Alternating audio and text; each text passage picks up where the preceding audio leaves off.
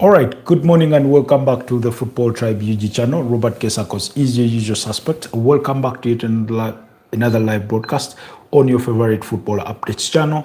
It's a beautiful Friday morning that kicked off with a bit of a morning, an early morning downpour that lasted for a couple of minutes, probably 20 to 30 minutes. But yeah, the sun is out and it looks to set to be a much better day weather-wise down here in Kampala. Otherwise, it's 26 minutes past the hour of 9 a.m. that once again we do come to you live from Kampala to speak yet again the latest from the world of football.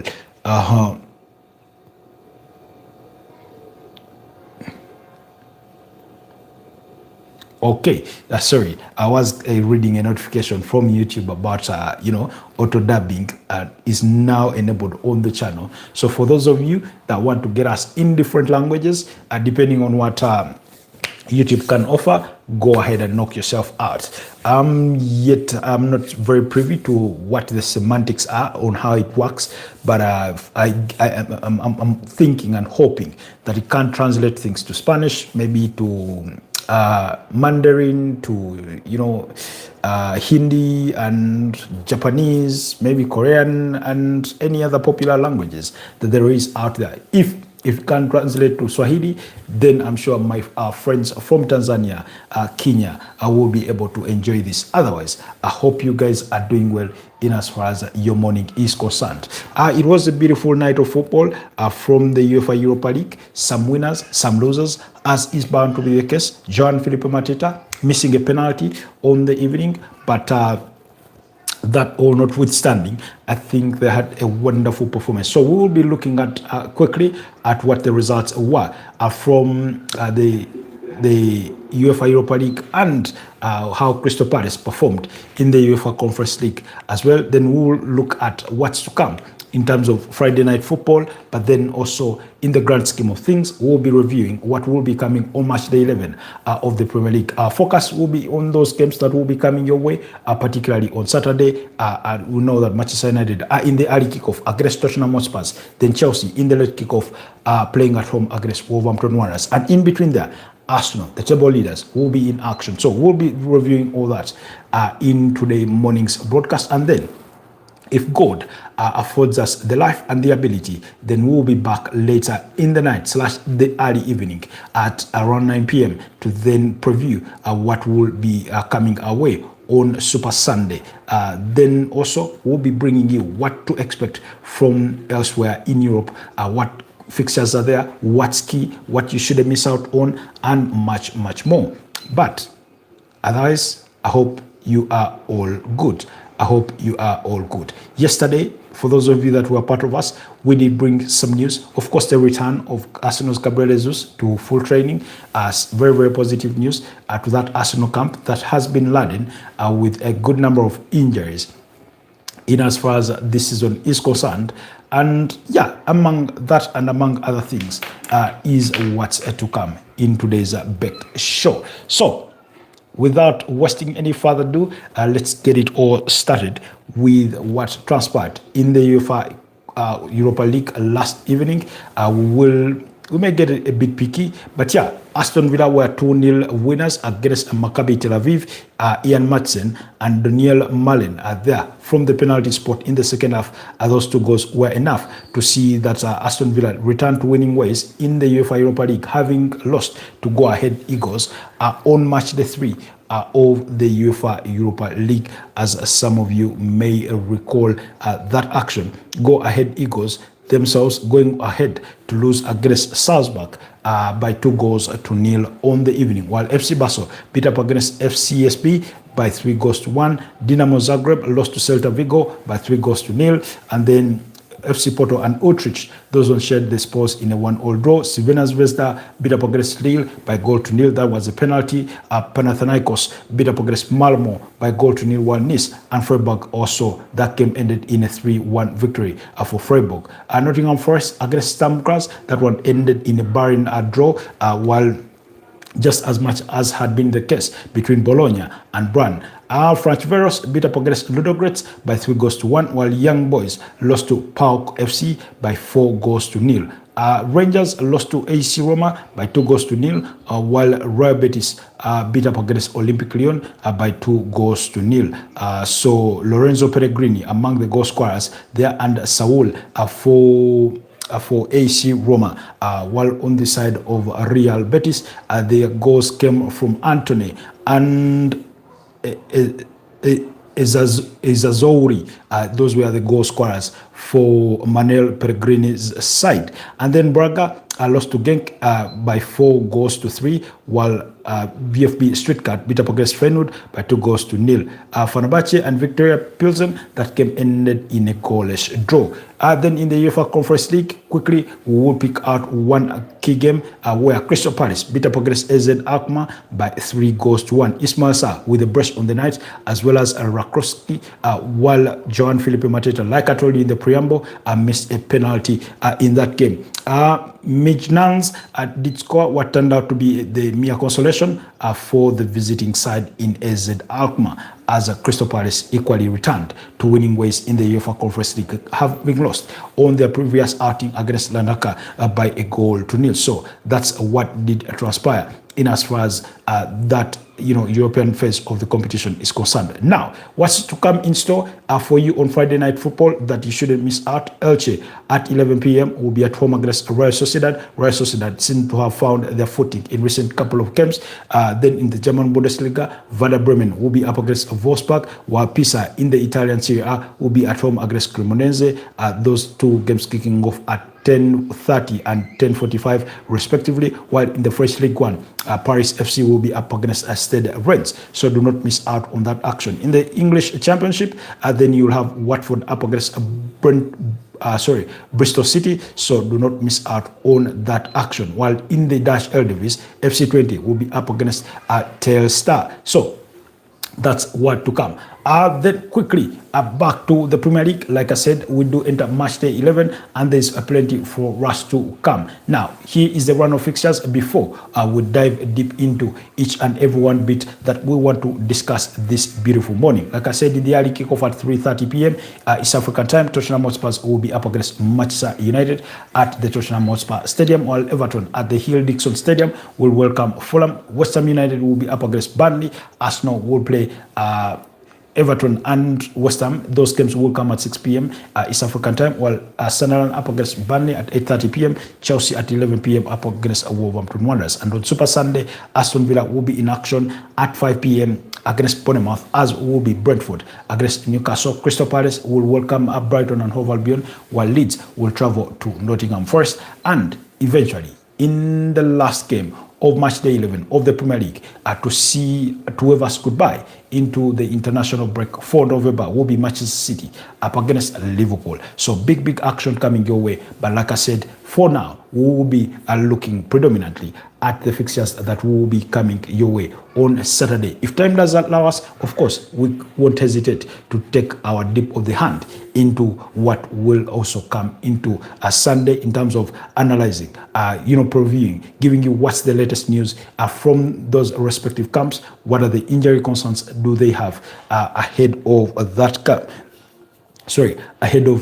game? Ahead of those respective games, as you would have them. But like I said, our key interest is going to start off with that of Manchester United against Tottenham Hotspurs.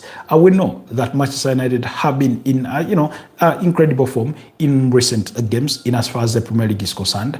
When you look at their tally of results, they managed 3 consecutive victories against Sunderland, against Liverpool, and against Brighton and Hove Albion. Then they had a slight, a bump in the road with that 2-2 draw against Nottingham Forest in the previous weekend, with Casemiro and Amadou Diallo on the target for the Red Devils, while Morgan Gibbs-White and who else was it on the target for Nottingham Forest. But prior to their 2-0 victory against Sunderland, they had lost to Brentford by 3-1. Now, meanwhile, Tottenham Hotspur on the other side have also been blown hot and cold in recent times, and that is to do particularly with their engagements across all competitions, where they've had a 4-0 victory against Copenhagen recently in midweek in the UEFA Champions League. Man United were rested all week, and then when you go back to the Premier League, you'll find a 1-0 defeat to Chelsea, and prior to that there was a 2-0 defeat at the hands of Newcastle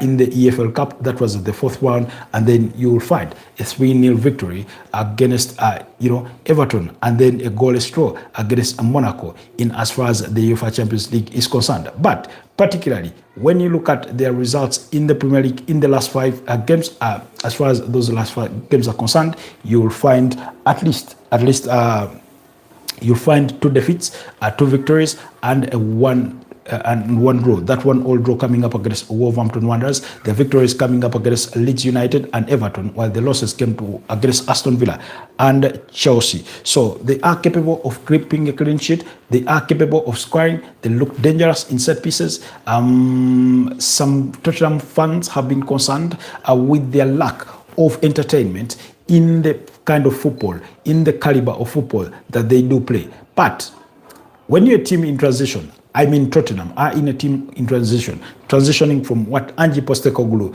had brought to the club, and what what you get from a manager like Thomas Frank, then some things are bound to change. Some things are bound not to go the way you had wanted. Apologies, was checking out my bulb, which seems to have blown in the course of this broadcast, because I was wondering why the lighting may not be very, very sufficient.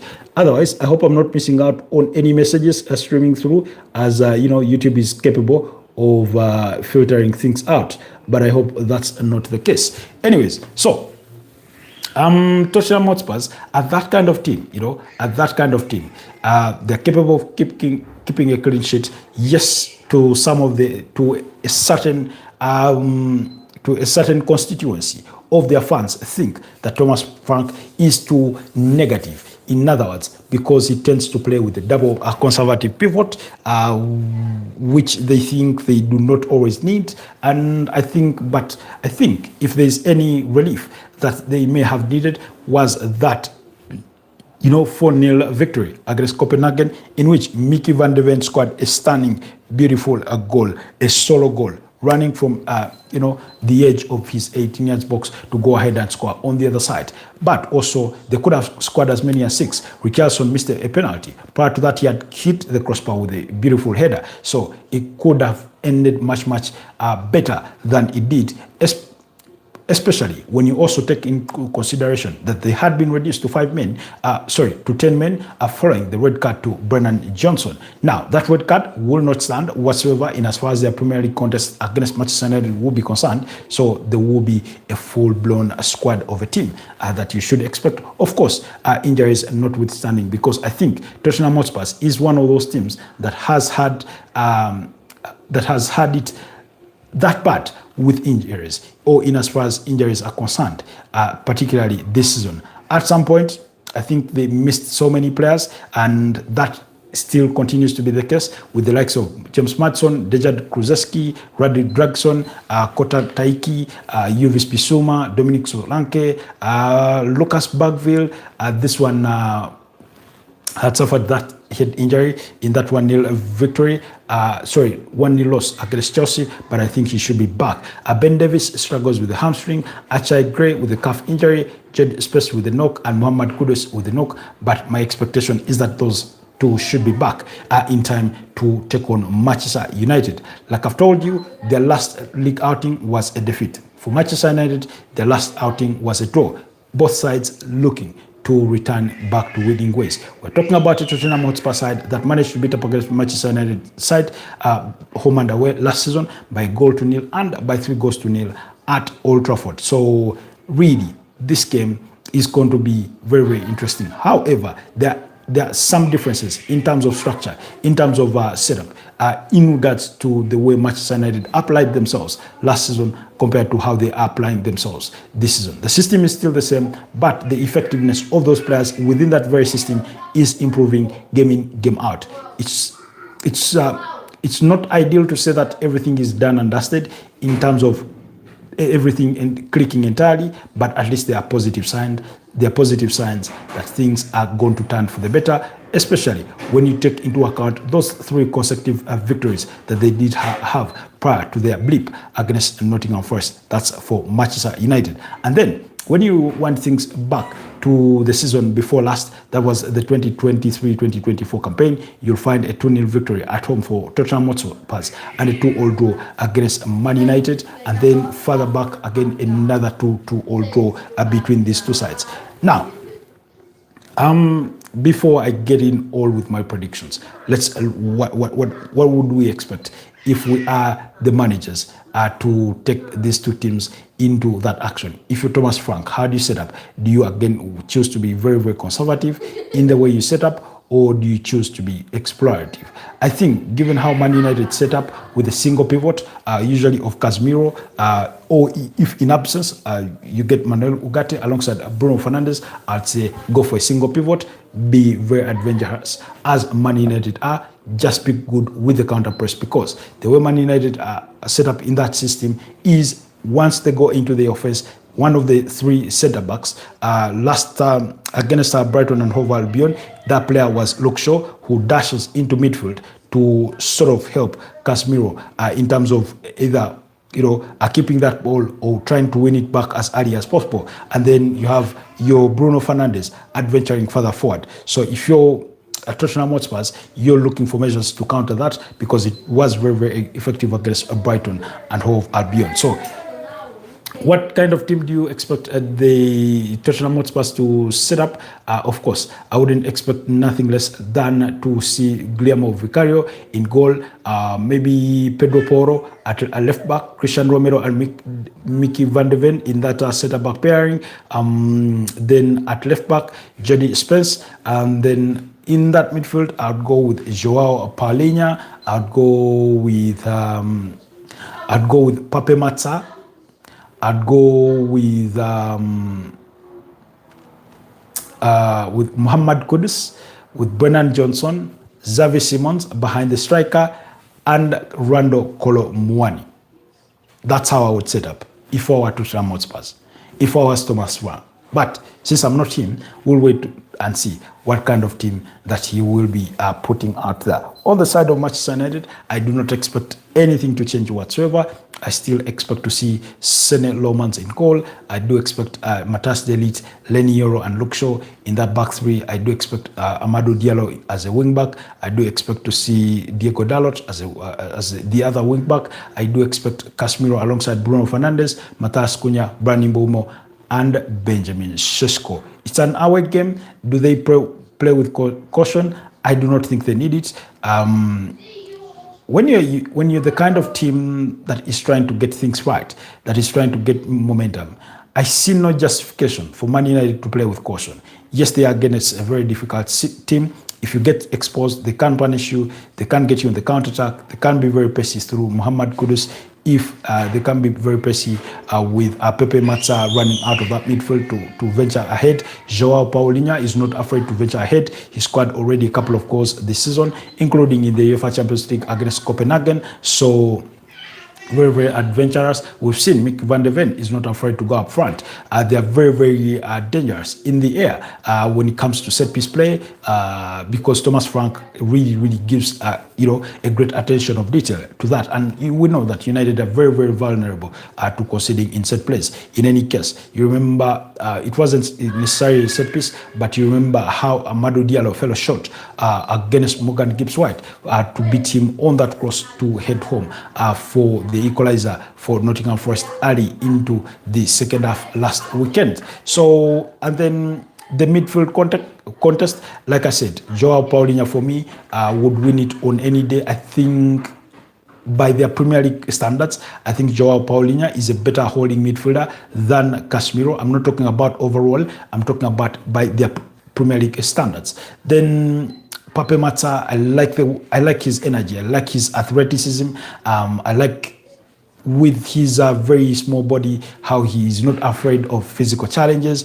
Rodrigo Bentancur can be there to give you something different. Lucas Bagville can be there to give you something different. But I mean, that conservative, a team that started against Chelsea did not offer them anything, so I do not expect to see it again.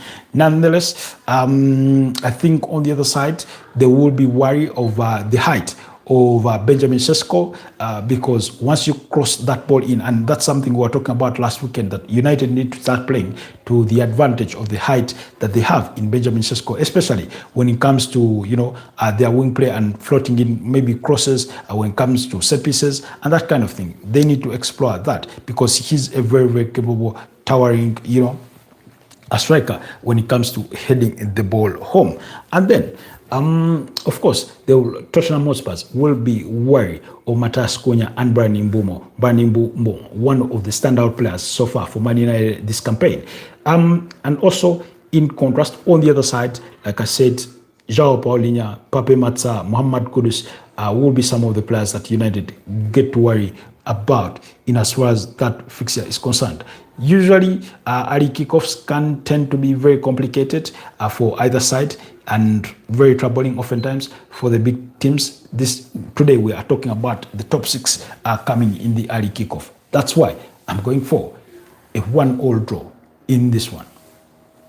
Could be 2-2, but I maintain it's going to be a draw. That's my prediction for that fixture. So quickly, let's run to the Chelsea game. Chelsea will be up against Wolverhampton Wanderers in the late kickoff at 11 p.m. Now, Chelsea, I've said this before and I'll say it again, they struggle for consistency. One day they are a very good side, another day they are a very mediocre side. So oftentimes it's become increasingly difficult to determine what kind of Chelsea to expect whenever you're looking at their games. You look at a Chelsea that was so brilliant against Tottenham Hotspurs, and then you look at a Chelsea that was very lacking against Qarabağ in the UEFA Champions League. You look at a Chelsea that was very wanting defensively against Wolverhampton Wanderers in the EFL Cup, as they won that game by 4-3. They are very capable of scoring the goals. We've seen that. They've scored, I think, 7 goals in their last 3 fixtures, So that's good. That's an average of 2 points, maybe 2.3 per game, goals per game, So on a good day, they can give you a clean sheet. Sharp contrast, they are bound to set up against one, I think, of the worst sides in the Premier League, in as far as this season is concerned. By measure of what they were able to achieve last season, nothing's really, really different. Wolverhampton Wanderers, I think, had 3 draws and 7 losses in the opening 10 fixtures of last season. This time around, 8 losses, 2 draws in the opening 10 fixtures. So not much has really, really changed. But Vitor Pereira has already been shown the exit. They remain in the pursuit of the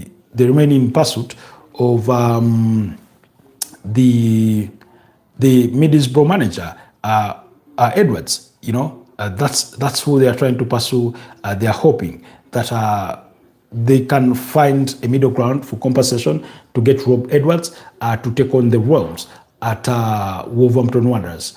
Whether they will succeed, only time will tell. But for now, Wolverhampton Wanderers have lost 3 of their last 5 Premier League outings, the other 2 being the 2 draws that they have against Brighton and Hove Albion and Tottenham Hotspurs in 1-1 draws. Otherwise, a 2-0 defeat to Sunderland, a 3-2 loss to Burnley, and a 3-0 loss to Fulham have not helped their efforts so far. And yet, in sheer comparison, like I've told you, Chelsea very inconsistent.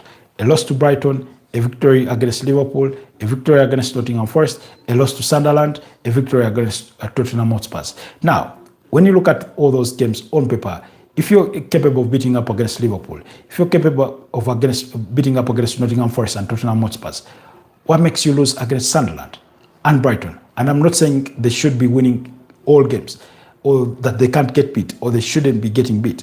But You look at the manner in which they lose games in comparison to the manner in which they win games.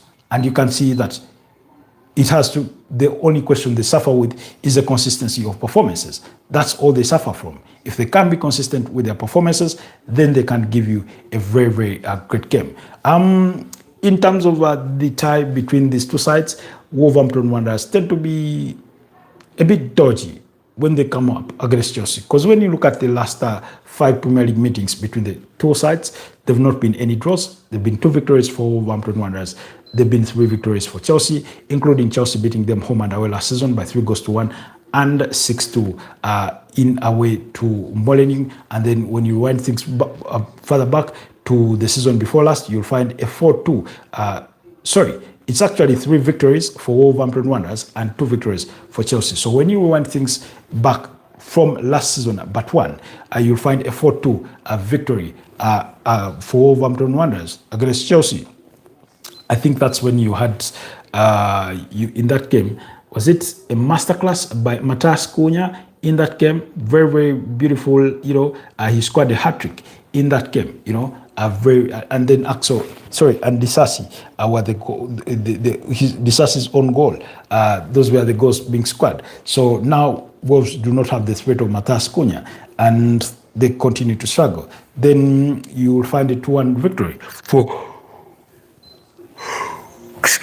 Wolves at Molineux and the other. So when it comes to this fixture, I cannot say that Wolves have dominated it over the years. That's not the case, because in 22 meetings, they have 6 victories. Chelsea have 12, and they've been 4 draws. I do not expect a draw in this one. That's for sure. We expect goals. My expectation is both teams to score. That's for starters, really. But, like I said, Chelsea's best defensive duo, one is absent, would be Levi Colwill and Wesley Fofana. We did not get to see Wesley Fofana in midweek because it was Jorel Hato alongside Tosin Aderabio. Now, in this particular game, like I said, I'll go back to that victory against Tottenham Hotspurs and bring literally the same starting 11. Robert Sanchez, Malo Gusto, Fofana, Chaloba, Kukorea, Caicedo, Richie James, because he chooses to play him in midfield, Enzo Fernandez ahead of them, Garnacho, Neto, and Pedro. That's a team that can easily win you a game. If you want to change some buttons, put Malo Gusto out of the team, put Reggie James at right back, pull Enzo Fernandez to the midfield, pull Joao Pedro to the number 10 position, have Liam Delap lead up the lines. That's the kind of Chelsea team that should set up, But we should see a very, very entertaining game, one that does promise to deliver goals. I'm going to go 3-1 victory for Chelsea. Yes, I know what Wolves have been able to do against Chelsea. And they are capable of doing it. I'm just not convinced that this Wolves side that have also just lost the manager are the ones that are going to get it done. I'm just not convinced, So I'm going 3-1 in favor of Chelsea for that one. Then quickly, which other game do we get to look at? Everton Fulham, Everton on the back of, you remember they were in action on Monday Night Football against Sunderland. That game ended in a 1-1 draw. As we had predicted on here, Fulham were winning against Wolves, or had won against Wolves in the same weekend. When you look at their last meetings, Everton have had their moments. Last season, they beat up against Fulham at Craven Cottage by 3-1, while the other ended in a 1-1 draw. You have a 0-0 draw. You have a 1-0 victory for Fulham. You have a 3-1 victory for Fulham when they go away to Goodison Park. But like I've told you, it's now the Hill-Dixon Stadium. Fulham have not done much to impress us this season, really. They've had their own struggles, including, before their victory against Wolverhampton Wanderers, they had lost to Newcastle by 2-1, lost to Arsenal by 1-0, got beat by Bournemouth by 3-1. Got beat by Aston Villa. Everton on the other side got beat by Spurs. Got beat by Manchester City. Beat up against Crystal Palace. A 1-1 draw with West Ham and a 1-1 draw with Sunderland. And I do not know, given how Fulham want to gain their momentum, given how Everton need to looking for their own, I see the game ending in a 1-1 draw. That's the prediction I'll go with for the game between Everton and Fulham. The likes of Ilman Ndiaye, Jack Grealish, they've sort of been hot and cold, really. They've been a bit of hot and cold.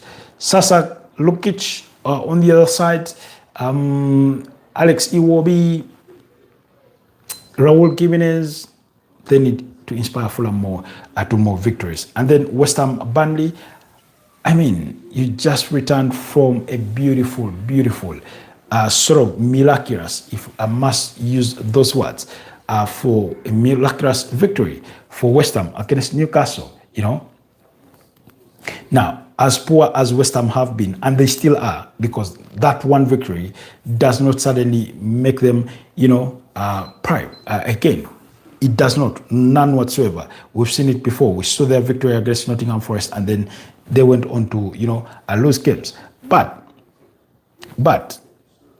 in the context of that, having lost prior to the victory against Newcastle, they had lost 3 consecutive games against Brentford, against Arsenal, against Leeds. I mean, that's how poor they've been. Not that Burnley have been any better, because they themselves had their fair share of defeats against Man City, against Arsenal, against Aston Villa, but managed to win against Leeds and against Wolves. Now, the last time Burnley were in the top flight, 2023-2024 campaign, at home it was a 2-2 draw. Of course, David Moyes was in charge. Vincent Kompany was in the dugout for Burnley. The other fixture ended in 2-1 victory for West Ham. Then the season prior to that, you had a 1-1 draw and a goalless draw, and then a 2-1 victory for West Ham. Now, the point I'm trying to make, regardless of what the historical context in terms of the last 5 meetings between the two sides is concerned, I'm really, really hoping that West Ham can pick a leaf off of Liverpool.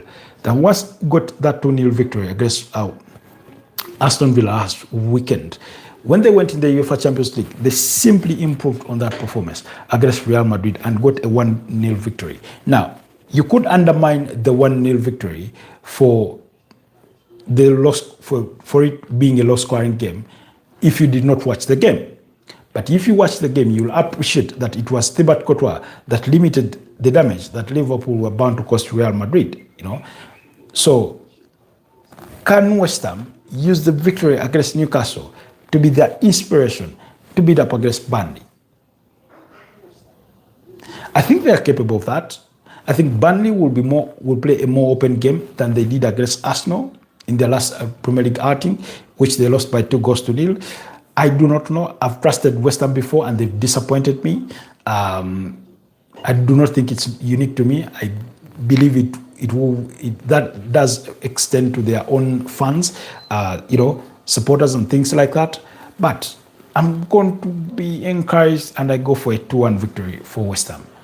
That for the first time this season, they will win 2 games in a row. That Nuno Espirito Santo, as poor as they are as a team, will find the right words to motivate that team, will find the right way to push that team, to grind out a result. That's what I'm hoping for. That's what I'm banking on, really. Anyways, let's leave that at that as well, and quickly run to now the Arsenal game against Sunderland. This is our last game that we are previewing from that cohort of Saturday. Like I said, in the preamble of this particular episode, Arsenal do welcome back Gabriel Jesus to full training for the first time in 10 months, having suffered that anterior cruciate ligament injury. He is back in training And wouldn't you love to see it? Wouldn't you love to see it, Arsenal fans? And there's been a bit of excitement in his return. Within a certain section of the Arsenal fan base, whether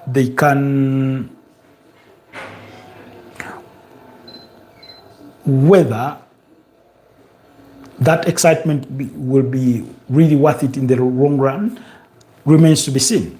And the reason as to why I say that is because I, for one, am one of the skeptics that you have in as far as Gabriel Jesus is concerned.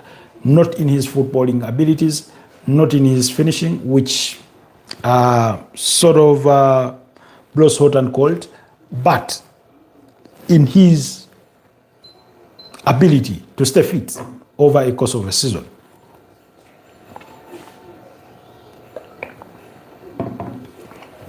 Excuse me.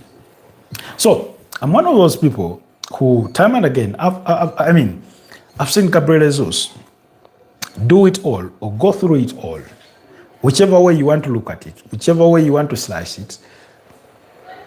In the Premier League,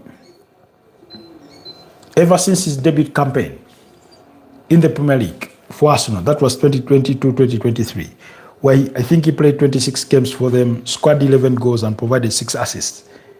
He's never had a season that good. Now, in the subsequent season, he made 27 appearances. But I think he only scored about 4 or 5 goals.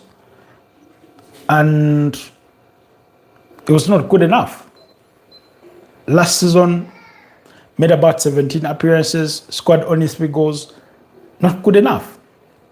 But his return, what he does promise to this Arsenal side, is further strengthen their squad depth, further give Mikel Arteta options. People have said, and well, that is also true, that if he comes back and is fully fit and he hits the ground running, he will give Mikel Arteta a selection headache. Whereas that could be true, I think he will be happy to have that sort of headache. Reason being, it gives him a better opportunity to rotate his forward players, to manage the load of minutes that is being accorded to some of those players. For example, we know that Leandro Trossard is one of those that has played many minutes so far this season in the Arsenal colours. So you can imagine that Gabriel Jesus, who is a little similar to Leandro Trossard, that is capable of playing across the front 4 positions, left wing, right wing, behind the striker as a 10 and as a lead striker, with different capabilities in different positions. But that notwithstanding, they are all capable of playing all those roles. It will give suddenly Mikel Arteta that option to say, Leandro Trossard, you've had a good load of minutes. Let's give Gabi Jesus a nod ahead here as we take on Crystal Palace in the quarterfinals of the EFL Cup, or in the first game of the FA Cup, or Leandro Trossard, you've had a good kick for the opening 60 minutes. You deserve a rest. Let's have Gabriel Jesus walk on and, play the rest of the 30 minutes. In that sort of sense, he would give them options. The big question, the 2 obstacles for Gabriel Jesus to tackle is, one, staying fit. How do you avoid injury? Because it wouldn't be the first time that he's returned from injury and then played 1 to 3 games or just 1 game and then suddenly straight back into injury mode, back into the sick bay. It wouldn't be the first time that we'll be hearing of that. Then 2 is, if he managed to stay injury free, is he capable? Is he fully fit? Is he match ready? Because it's one thing to recover from an injury. It's a whole nother different story to get yourself fit, to get yourself in the right shape, to play a game of football, to give your team a good performances, because we know we are talking about an Arsenal side that have title aspirations, that are at the summit of the Premier League table, and deservedly so, and would want to stay there for the remainder of the season. So if they are to stay there, then they cannot bench on, they cannot bank on players that are not delivering. in whichever role or position you're given to play. So Gabriel Jesus needs to know that as he returns, there've been some effective players. Bukayo Saka has not been in the best of form, but he scored a decent goal or two here and there.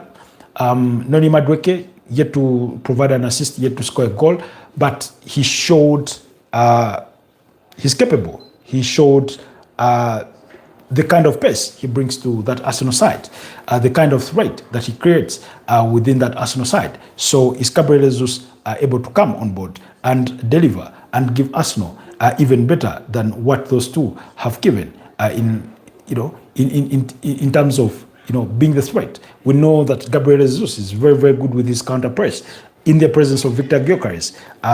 This is the kind of question that has been put before. Imagine on a given day when you have an Arsenal midfield of, let's say, Martin Zubimendi, Martin Odegaard, Ebeleche Eze, and Gabriel Jesus maybe to the left, and then Bukayo Saka to the right, Victor Gyökeres. I mean, wouldn't that be a fun thing to explore, in as far as this Arsenal side is concerned, really? So, with all that said, I think it's very, very exciting news to go into, this what will turn out to be a very, very busy period for Arsenal and for majority of teams in the Premier League, where you're playing a game every 3 days and possibly even just 2. So that's after the international break, the November international break, the return against Tottenham Hotspurs, play Bayern Munich, play Chelsea, other games follow up. Then action is going to come quite thick and fast. In between there, they have a game against Club Rouge in the UEFA Champions League. They have a game against Kairat Almaty. They will have a game against Inter Milan. So it won't be easy. It won't be easy. So it will be a hard run of fixtures. But back to their form, Arsenal as arguably the most on-form team in the Premier League. 5 consecutive victories in the last 5 league outings against Newcastle, West Ham United, Fulham, Crystal Palace, and Burnley. Are really keeping 4 clean sheets in the last 5. They have kept as many clean sheets as they did in 1903. 8 clean sheets in a row. That speaks to their defensive solidity. That speaks to the credibility of the teamwork that lays within that team. Because sometimes when we talk about clean sheets, usually many of us or majority of football fans think, the defenders were that good, the goalkeeper was that good, but it goes beyond just those two.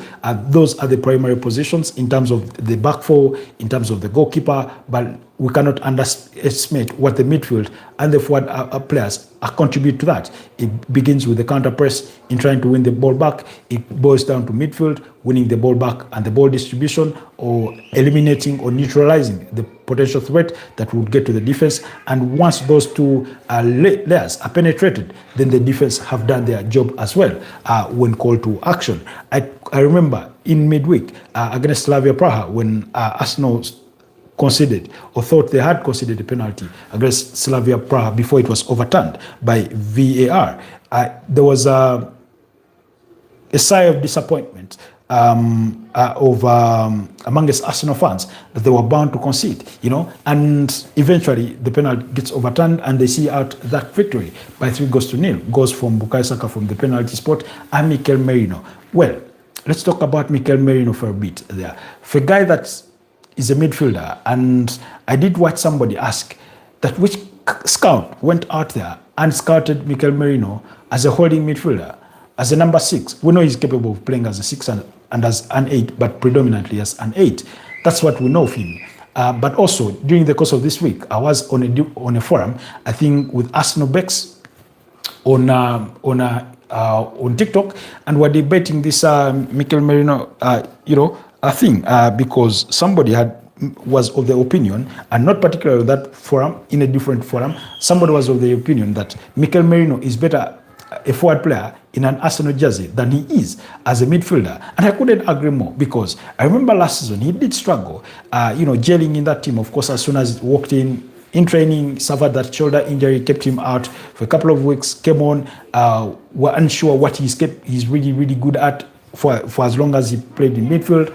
And then fast forward, come February, Arsenal do not have any of their forward players. Kai Havertz is injured. Gabriel Jesus is injured. Nobody is there for backup. And then they start coaching Mikel Merino to play that role. And guess what? In his debut game, coming off the bench against Leicester City, scored a brace. And he's never looked back ever since then. He doesn't score for you game in, game out, but he does pop in the right areas and score goals. When you look at how he scores that first goal against Slavia Praha, that's a typical striker that you're looking at. If you did not know Mikel Merino before, you'd say, what a strike for what a forward, for what a striker. But he's not. He's a midfielder. Then you look at how he forces himself into flicking that ball. With his high head to get his second goal. He just is in the right positions at the right time. He won't give you what Victor Gyökeres gives you in terms of running the channels and maybe grabbing the attention of centre backs and things like that. But what you can't count on is that he will get in the right positions and he will put chances away. He may miss some, but he will put chances away. So Mikel Merino, I thought, is a voice worth mentioning. And the reason as why I mentioned him is because we know that Victor Gyökeres is injured. We are yet to hear from Mikel Arteta in regards to the availability of any of those players who have been out injured. But should there be an absence of Victor Gyökeres, then do not be surprised if Mikel Merino starts at the tip of that Arsenal attack with Bukayo Saka and Leandro Trossard flanking him, Martin Zubimendi, who suffered a knock in that game against Burnley, possibly returning to midfield alongside Declan Rice and Ebelechi Eze, and the traditional back four of Gabriel Magalhaes, William Saliba, to the right, Jurriën Timber, and to the left, Carafiori, with David Raya in goal. So should there be any changes to that, I wouldn't be surprised, but that will be Mikel Arteta's preferred starting 11. They're going to be up against a very, very difficult Sunderland side that can grind it out, that are capable of winning games on their own turf. We saw how they went rugged against Everton. Granit Xhaka scoring that equalizer in that game. So they're going to be up a very, very difficult opponent. The question is, can they set another record of going 9 games without conceding a goal? I do not know. A part of me believes continuously, week in, week out, and they started, I think, in the 4th round of the EFL Cup when they came up against Brighton. That's when I thought they were going to concede. They did not concede, but nonetheless, I still, I don't know if it's a fear or a concern or it's an expectation, but there's that there's that small guy in me that keeps thinking, Arsenal are bound to concede. I mean, it's going to happen sooner or later, but because they've been so good in keeping clean sheets, it's like you do not want it to happen, you hope it doesn't happen, but it's coming, in that sort of sense, really. Sunderland, under the charges of, I think, Agby, the youngest manager in the Premier League, Regis, you look at them and they're really, really good. They're really, really good. They're a well-coached side, They've done well. Like I said, when you look at the last 5 games, in as far as the Premier League is concerned, you can't help it notice that they are an okay team. Winning at Nottingham Forest and losing to United, that's okay. Beating Wolves, beating Chelsea, and going to Everton, that's okay. I mean, we're talking about a team that only just got promoted back to the Premier League. So it's not like they've been there, all along. That's not the case. So Regis Libris is doing amazingly well. It's doing amazingly well.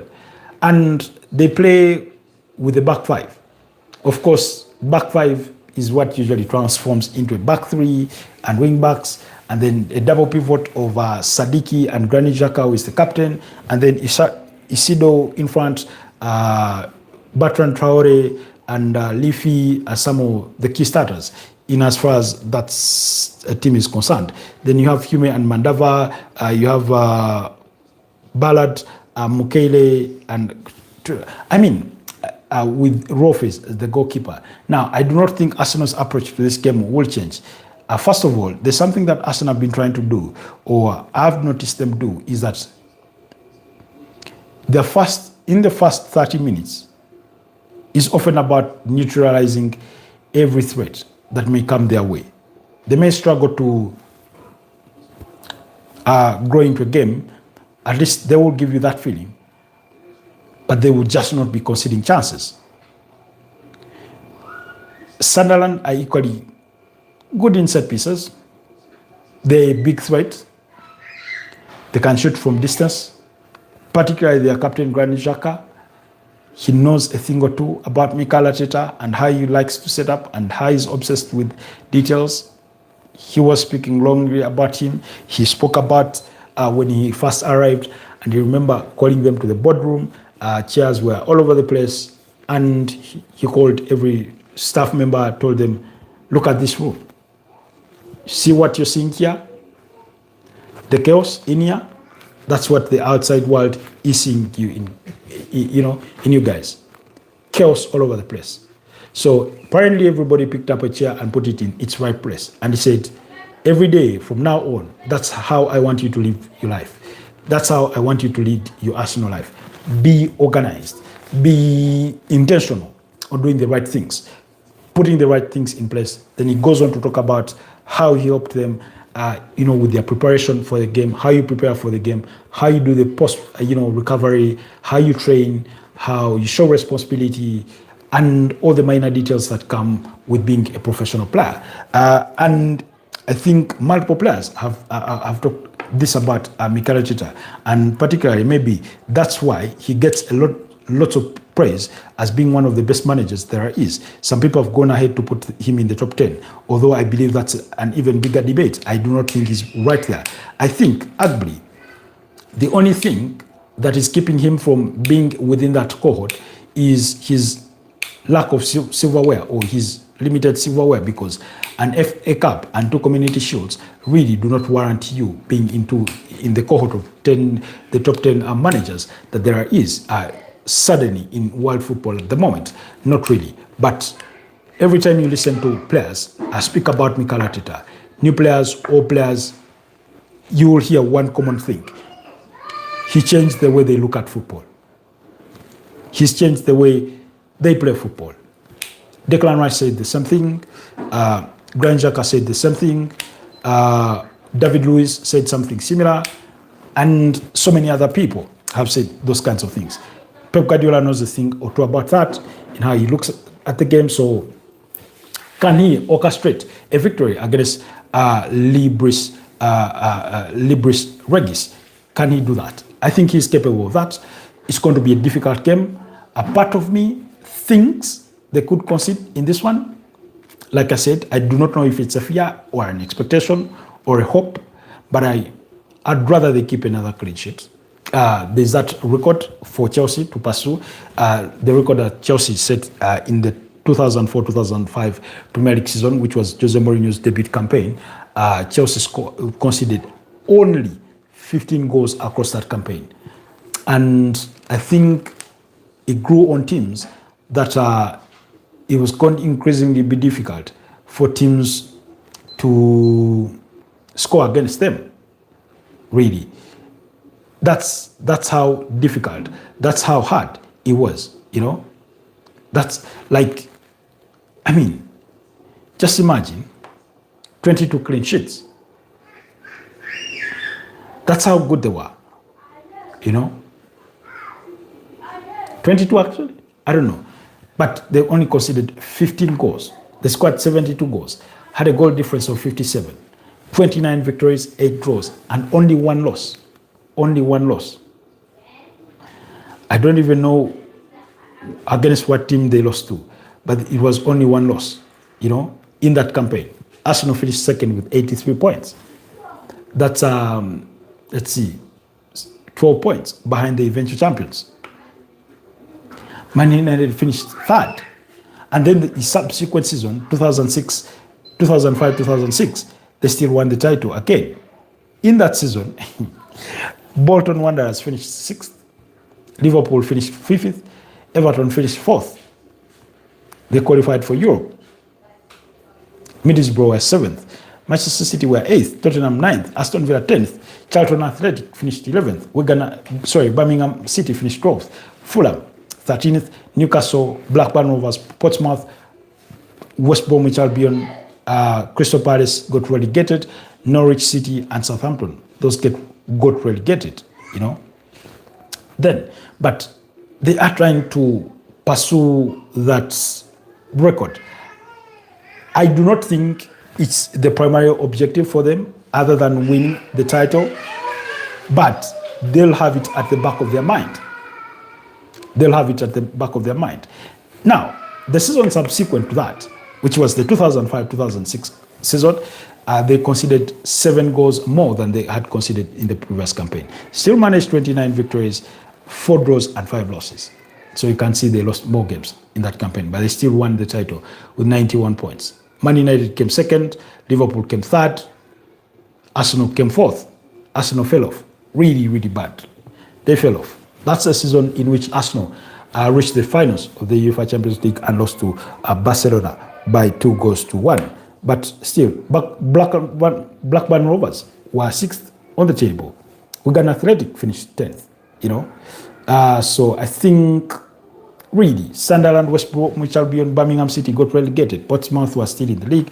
Manchester City finished 15th. So there's that record. Hi, LFC, good to have you back. How is your Friday morning? So I like I said, I do not think it's going to be a primary objective for Arsenal to pursue to try and beat that record or equal that record of only conceding 15 goals in a calendar season. But it will be at the back of their mind that if they can maintain that solidity, it's a possibility. And for every clean sheet they manage to keep, the closer they draw towards achieving that. Did you see New York's new mayor? He is a Muslim. Yes, I saw him. He's born in Uganda.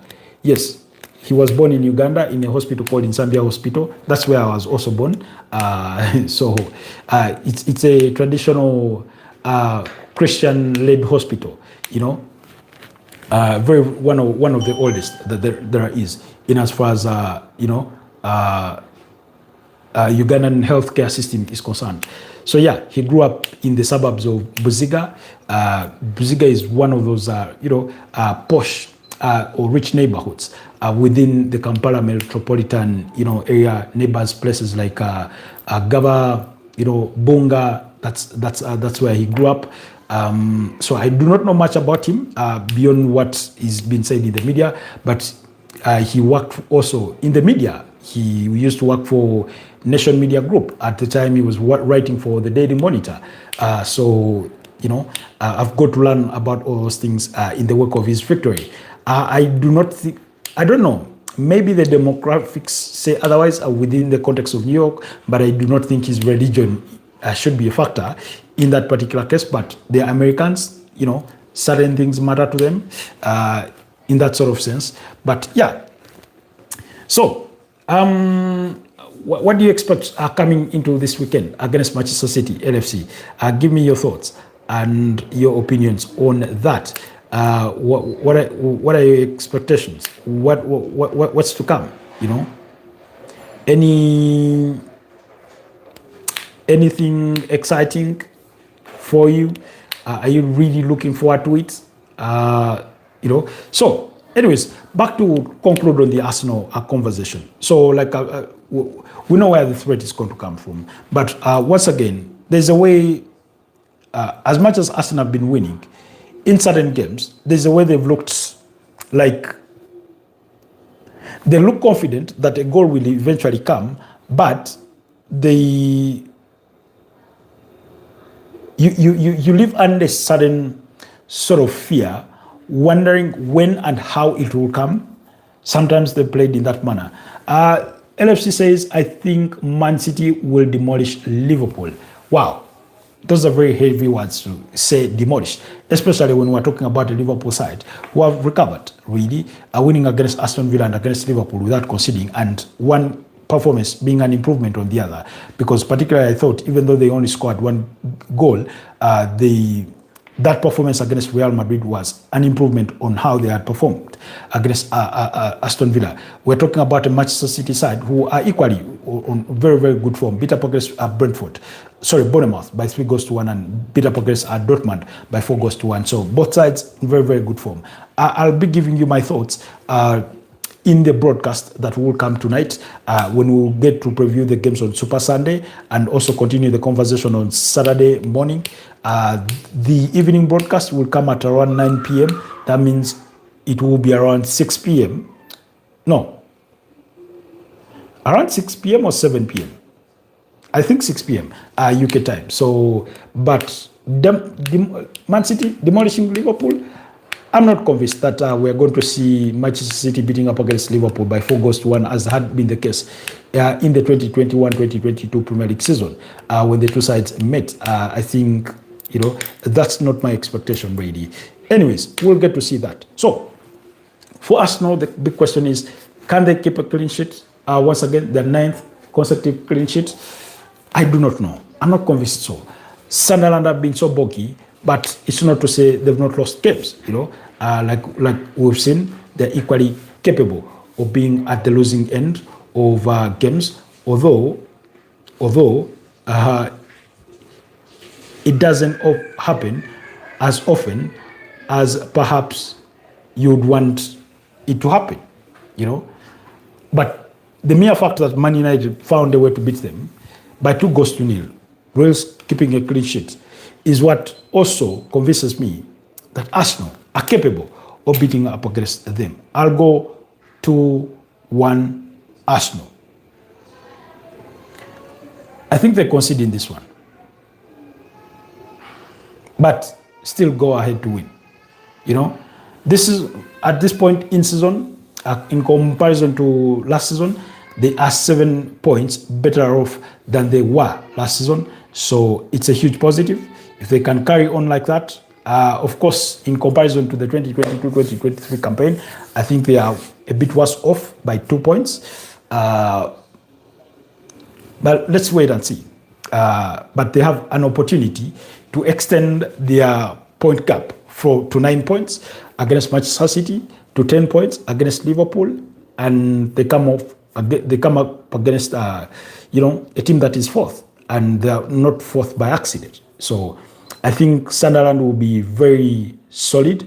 They'll be very controlled. They'll look to catch Arsenal on the counter. We know how Arsenal press high up the pitch, commit their defenders to as high as the center line, so they will be looking to go for that long ball. I try to catch them on the counter. I think they will look to leverage on set pieces and things like that. They'll be very combative. They'll be very physical. But Arsenal are capable of meeting the physicality that any Premier League opponent is bound to, to bring and things like that. So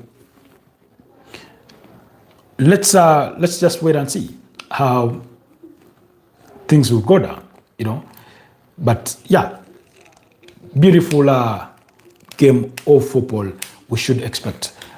Do give me what your predictions are, what your expectations will be for that game. But I'm going to 1 Arsenal. So I think they lose their clean sheet, but they still win anyway.